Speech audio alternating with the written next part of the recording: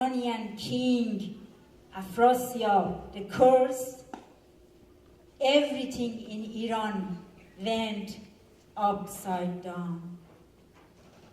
Drought, famine, betrayal, deception, disaster after disaster for so many years. But now, Khosrow is the king, and he is determined to alter the fate by sending his troop to avenge Siavash's innocent royal blood. All the aristocratic families from all around Iran, from Esfahan, house of Gudars, from Khorasan, house of Nozar, from Khuzestan, house of Milad, even some princes from the house of Kekavus, grandfather of king. But everyone knew that while Iranian went through so much hardship and turmoil, Turanian prospered. Afrasiab expanded his power by getting into some treaties with Turanian neighbors, strong neighbors like China, Sogdia, Mongolia, India, and so on. So you can imagine that the war is not going to favor Iranian. And the truth is, Khosrow troop lost most of the battles. This story begins at the middle of the night in Gudarzian camp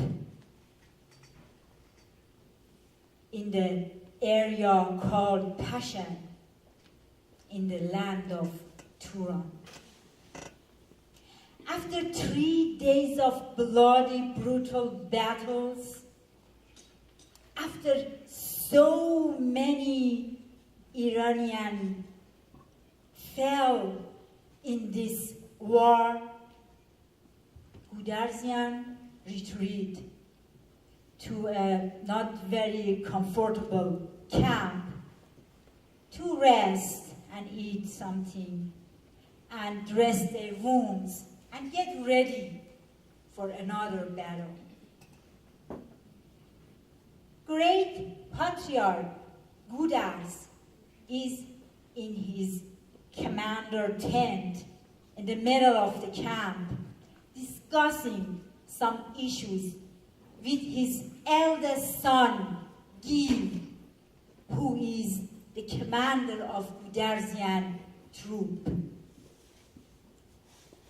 A few tents further, another son of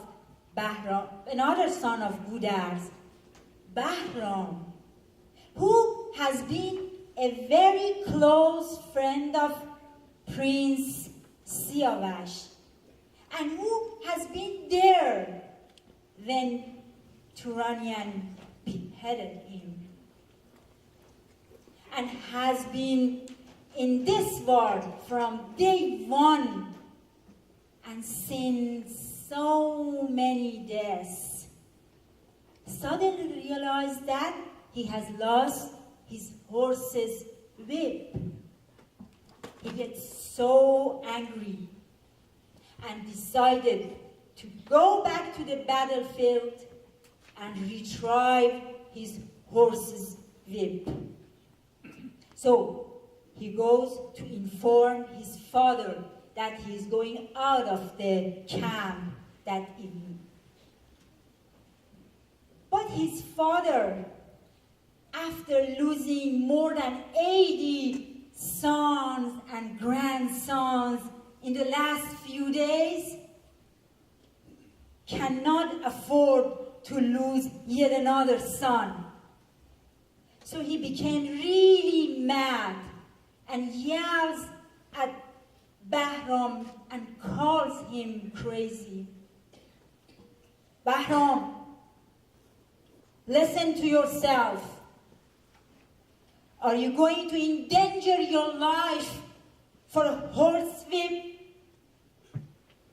No, I won't allow you to leave the camp. I forbid. Go to your tent, try to rest, eat something, and ask somebody to dress your wound. Tomorrow is another day.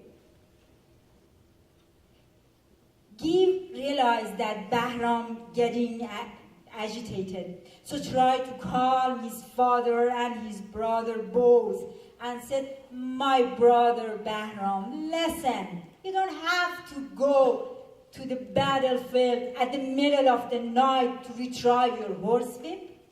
I know your horsewhip is very valuable, but listen, I have 3 horse leashes. One that more valuable than the others. Their handles woven by silver and gold and engraved by precious jewelry. And tell you what, King Kekavuz and Prince Siavash gave them to me. And I am ready to give all these 3 to you. So you don't have to go back to the battlefield for your horsewhip. You can imagine Bahram in that state of mind, sense of failure, shame of defeat, so many deaths, so many loss of his friends and brothers and kinmen. He just exploded and yelled to his brother that he is the crazy one. What are you talking, Gil? I don't need your horsewhip, your precious horsewhip. I want mine, because on the handle of my horsewhip engraved my name. And you know better than anybody else that my name is my honor. And I can't tolerate that a Turanian soldier touches my name, laugh at me and my ancestor, and insult my king and my country. And whether you permit it or not, Father, I go back to the battlefield and retrieve my horsewhip. So before anybody could move, he jumps upon his horse and races towards the battlefield. Now you can imagine, at the middle of the night, dark night that even moon doesn't dare to show his face,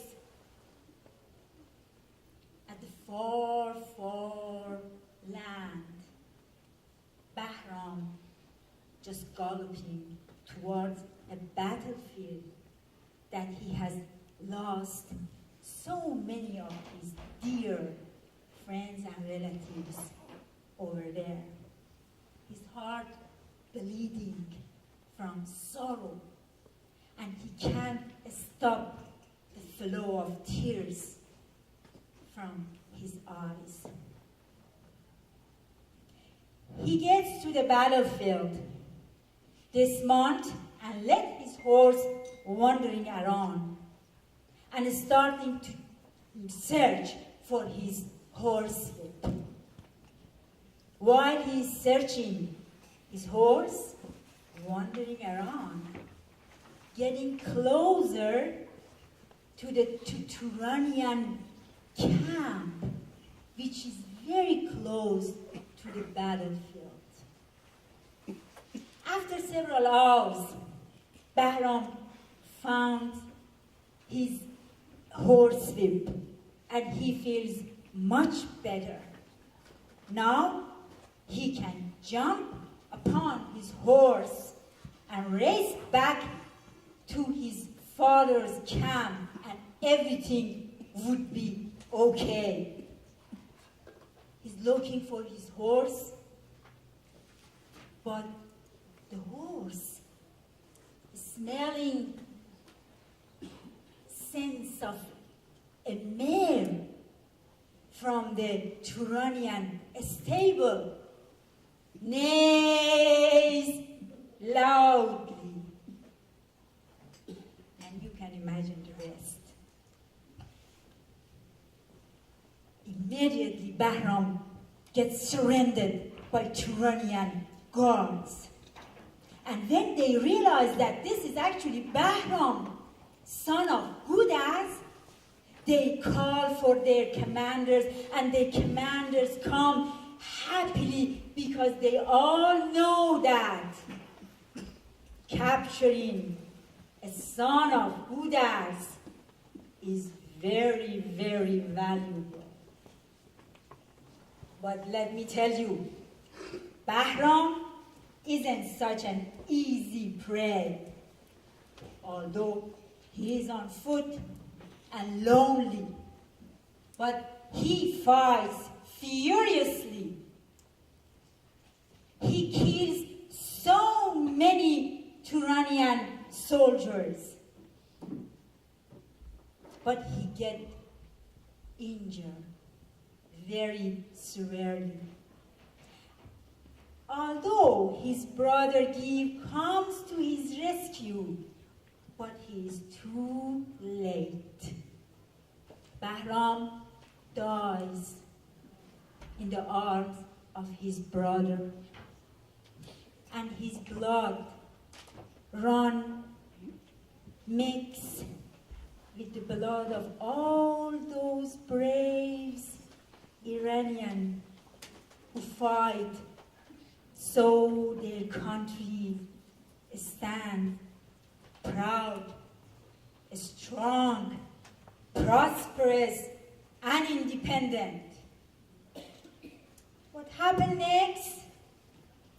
And who is going to avenge Bahram's blood is another story for another time. Thank you.